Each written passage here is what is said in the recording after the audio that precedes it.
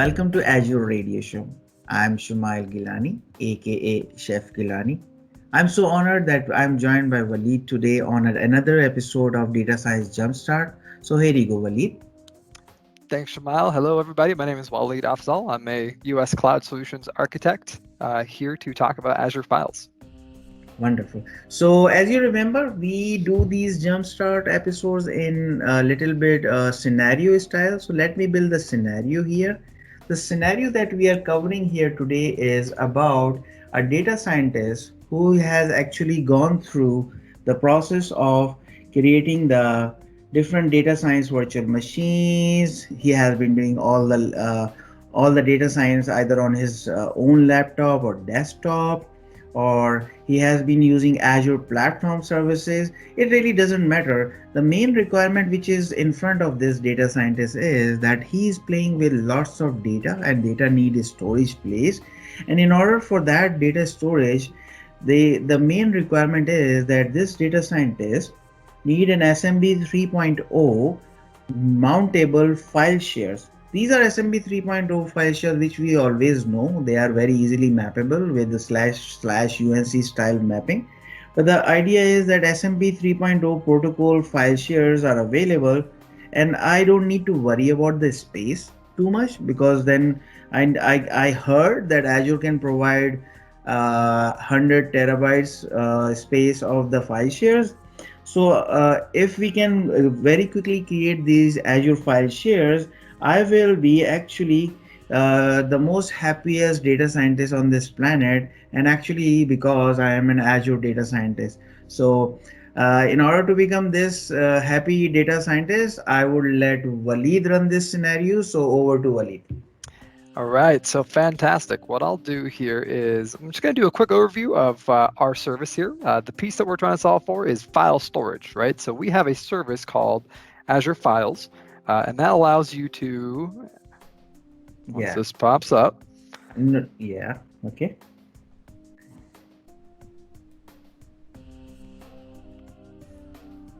Yes, I can see your screen, Waleed.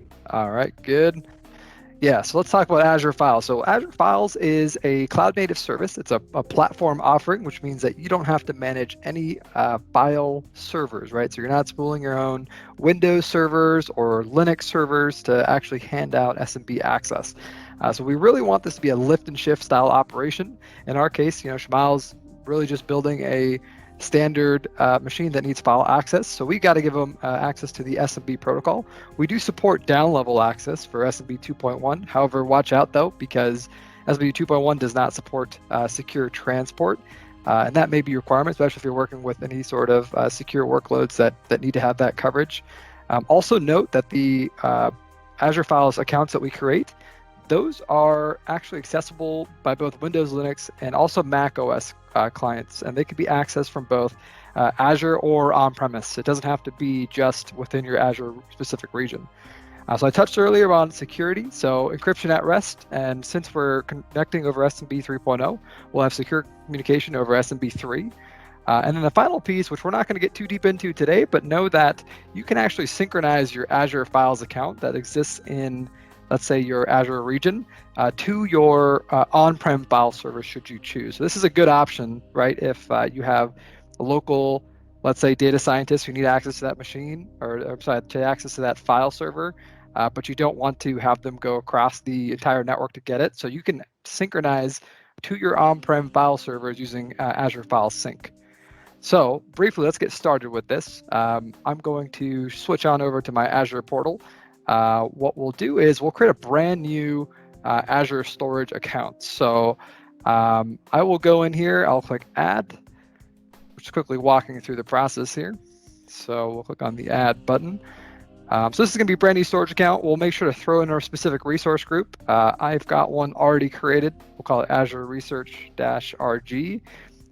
We'll make a storage account name. Remember, this is a globally aware DNS namespace, right? So I can't just pick, something like test. This is going to be taken, right? It's going to be specific for the actual namespace that I'm deploying to. So I'll make sure that this is something a little descript and also unique. So I'll call it research storage. Let's call this US West 2. So That will verify. I'll make sure to pick my region. Remember, latency is somewhat dependent, so it depends on your workload and how much you want to actually allow as far as just latency between your VM and your machine, or maybe where your majority of your users are. So be sure to do some testing. We'll also have an option to choose our performance type. We have standard and then premium tier performance. If you hover over the individual items, it'll tell you specifically what we're able to offer in terms of IOPS. For the vast majority, standard will work. You might start targeting premium if you're actually running workloads like Windows Virtual Desktop and you've got high level of just performance or high level of access to those file shares. So for our case, we're going to stick with premium, or I'm sorry, standard. We'll make sure to leave the storage account set to general purpose v2. Then we have some replication options. Since I'm the only one really working on it, I'm going to change mine to local redundant. But if this starts to become a larger, more production workload that you want to protect against zone level failures, you can actually choose zone redundant or even geo redundant storage. There are different charge tiers for those individual pieces, so make sure you best understand what your replication and SLA requirements are and choose the zone that's most appropriate for you. I'm going to go with local redundant since it's just for me here. We also have the option to choose our access tier, so we can pick a cool tier if we know that we're not going to access data very often. But when we do, it'll be kind of minimally accessed. Or we'll do hot tier, where we know we're going to continually access all these files and we're going to continue to keep them hot. So the difference here is that they're all in the same storage subsystem, but by letting us know that you don't plan to access these very often, we offer a bit discounted rates on the reads, or I'm sorry, against the storage against it. The reads are more expensive on the cool. So for general purpose workloads, we'll usually keep them hot because we're not going to be accessing them a lot. Move on to the networking piece. In our case, we're going to make this a public endpoint. It'll be available by all networks. But if you'd like to lock it down even further, you could say, hey, my virtual machine is in a specific virtual network that I've got access to, and I don't really want anybody else in the world to access them. So I'm just going to go and lock them down here just so they're not accessible. And then the final piece that we have down here is a private endpoint piece where we can actually make sure that it has a private IP all the way into your actual resource service itself. This does require a little bit of DNS config and just networking know-how. This gets a little more complex, but if you've got those specific needs, just know that we support that. So in my case, I'll stick with public endpoint, all networks access here. Let's head on over to the advanced tab. So there's a few features on the advanced tab that we'll care about. So secure transfer required, right? This will allow it so that all the APIs that access this are actually secure, whether that's through REST or through SMB or any of the other access protocols there. Then we've also got an additional feature we've added, which is support for large file shares. Now this will allow you access to 100 terabyte file shares. And these do not have to be specific kind of resource item types. They could be whichever item you like to throw in your file shares. Just know that if you want to start looking at 100 terabyte file shares, that option here is available for you. We also have data protection, which is soft deletes for blobs. Won't apply too much, and I'll cover kind of what those look like downstream later. But we're just creating a file system here, so it doesn't matter too much. Then we have our data lake storage items. So this is for if we've got some structured or unstructured data that we want to store to use as a data lake, this would be the option to set it. Now you might be wondering, why am I talking about data lake? Why am I talking about blobs?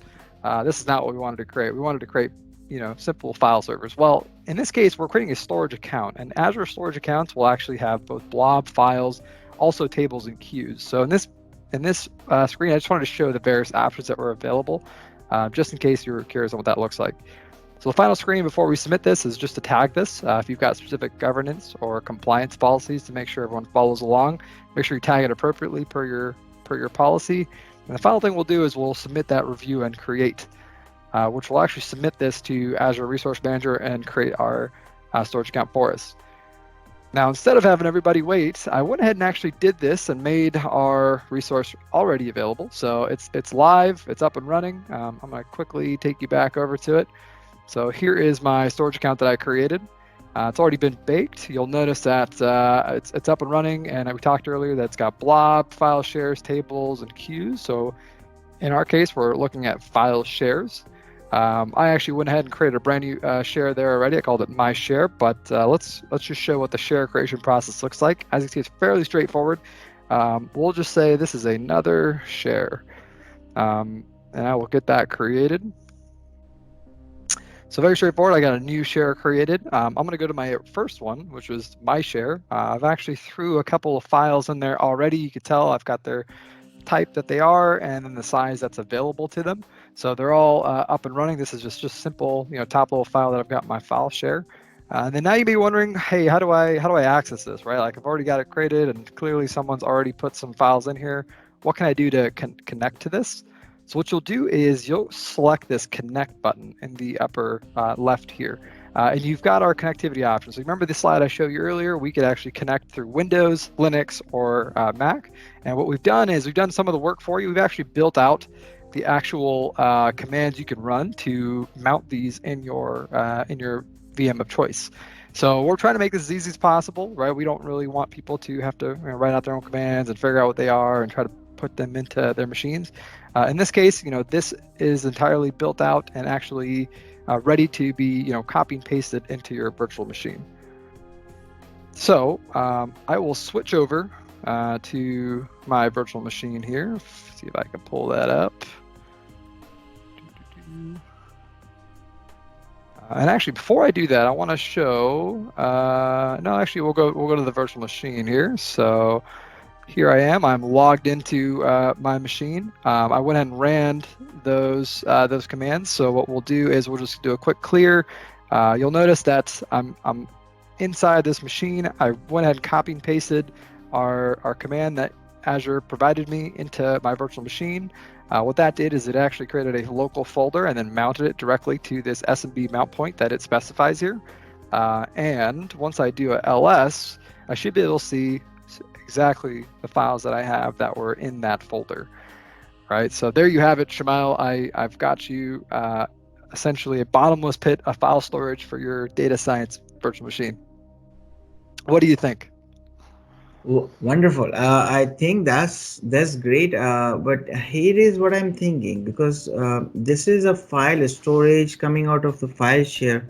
So I Right. remember my old days when I had to do some subversioning and the restoring because I modified some file, or the whole file share needs to be restored because I did some large mistake.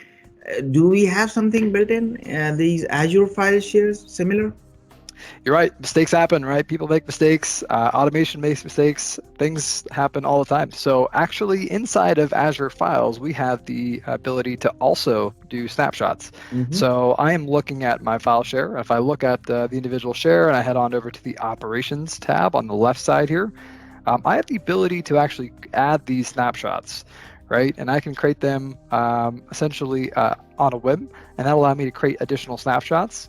And that allows anyone to kind of go in there and actually restore from these specific snapshots. So I'll show you, going back to your Windows Server days, how that is accessed. So I will go ahead and show you. I've got it mounted on my Windows machine here. You'll notice that, again, these are the same files that we were looking at before, right? But let's say someone had made a change and you want to be able to restore those individual files. So let's say maybe it's this PowerPoint file. You'll do the same thing. We go to Properties. This will open up, and then you get that familiar previous versions section. And this will show, so maybe that wasn't a good example. Yeah. So what you can do, though, is we can take a snapshot of the entire file server here. So the file share itself. So if we go to previous versions, you'll notice that Wow. they're available. Wow. Yep. So just show me that a little bit more. Oh, wow. Got it. So you're taking, okay, so if I have to restore a certain version, what's the button here? Oh, Exactly. So what you can do is you could find your specific date modified that you're looking for, right? Whatever date you want to go back to. Let's say I want to go back to this copy here. It was at looks like 315, right? So if I open this up, or maybe I'll go to something older than that. Let's go to 247. I'll open that share in kind of a separate window. You'll notice that I'm just looking at the copy that it had, and that way I can go and browse this individual. Essentially this container, right? This snapshot that I have, and determine if that one's got the changes that I need. And if it's something that I like, I can just go and pull it out. We'll just copy and paste it and throw it into our live share, or maybe I'll work on it, in a different working directory and move it back when I'm done. and is it something to similar what I see as a restore button? I can press the restore and get that version restored. Is that what it is about?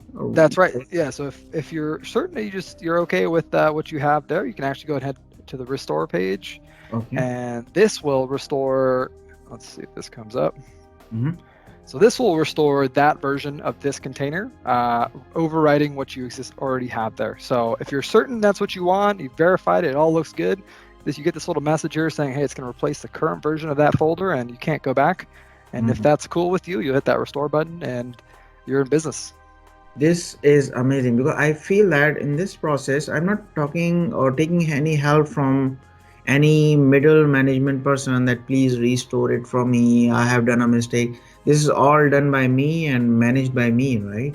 This is all self-service. You don't need to, submit a ticket, ask for help.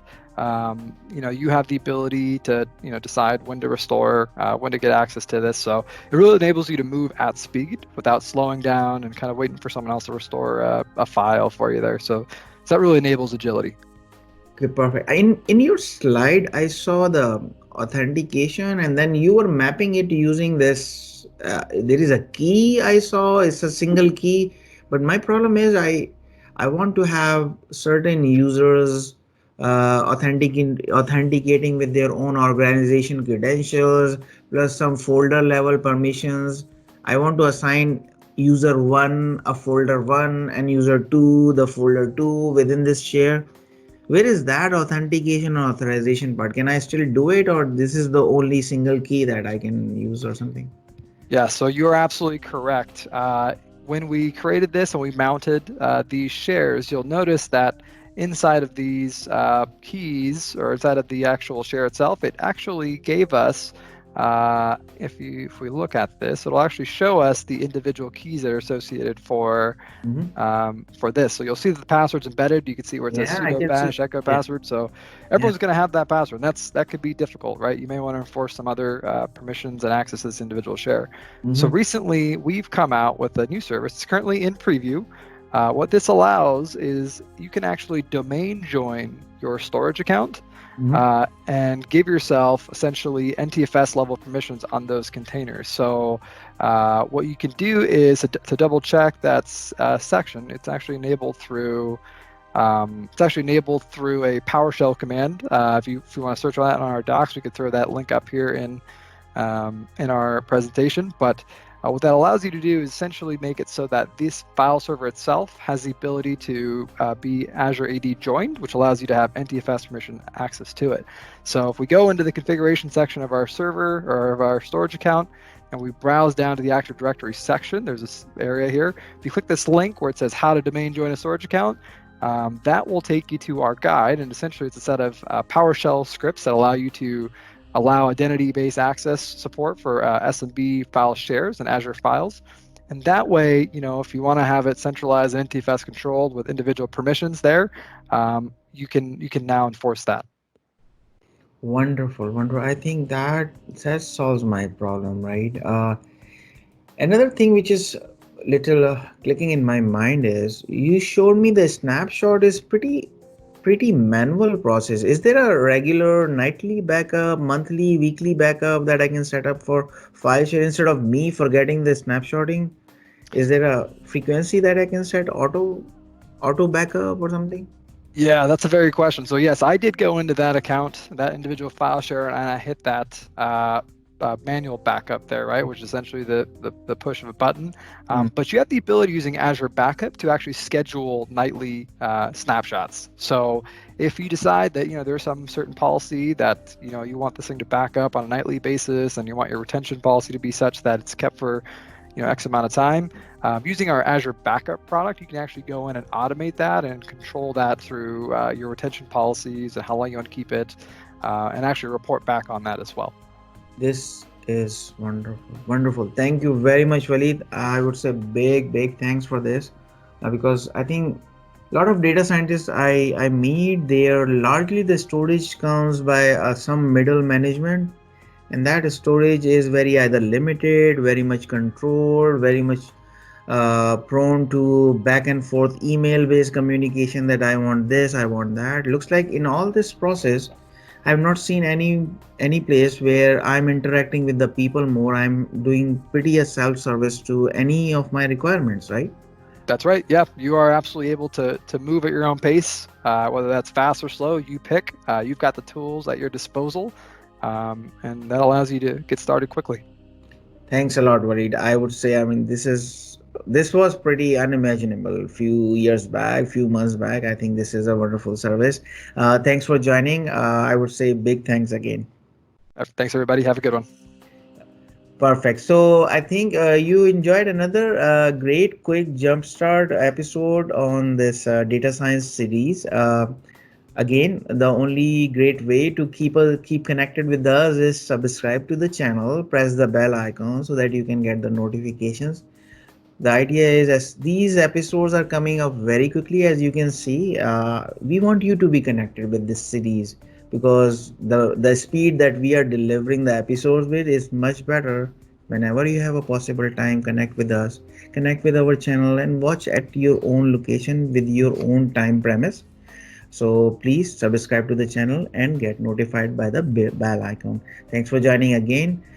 See you soon in the another Azure Data Science Jumpstart episode. Bye.